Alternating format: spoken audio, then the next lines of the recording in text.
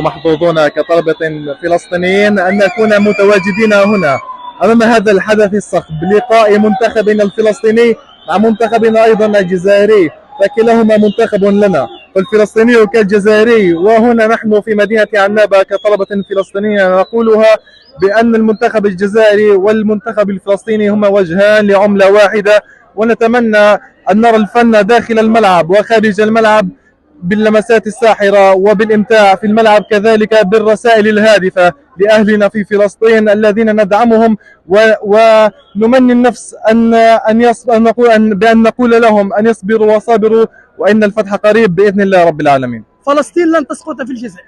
أكيد بكل تأكيد فلسطين لن تسقط في الجزائر. نحن الآن أمام مباراة كروية، لكن قلوب الجزائريين نعرفها فهي كلها مع فلسطين، كذلك نحن كفلسطينيين قلوبنا مع الجزائر.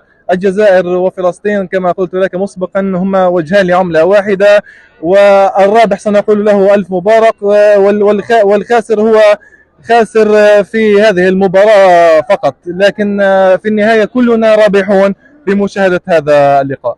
هو حدث تاريخي رياضي كبير جدا. وجود المنتخب الفلسطيني في الجزائر هو بمثابة إنجاز وعرس كروي تحتضنه مدينة عنابة. نتمنى لكم إن شاء الله دائما النجاح والتوفيق إن شاء الله، ونتمنى النصر لفلسطين. ربنا يحفظك أخي ويخليك، وكل الاحترام للإخوة الجزائرية على هذا التنظيم الرائع.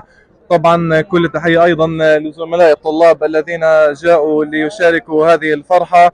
بكل تأكيد سيكون لقاء ودي يسوده المحبة والإخاء بإذن الله. إن شاء الله.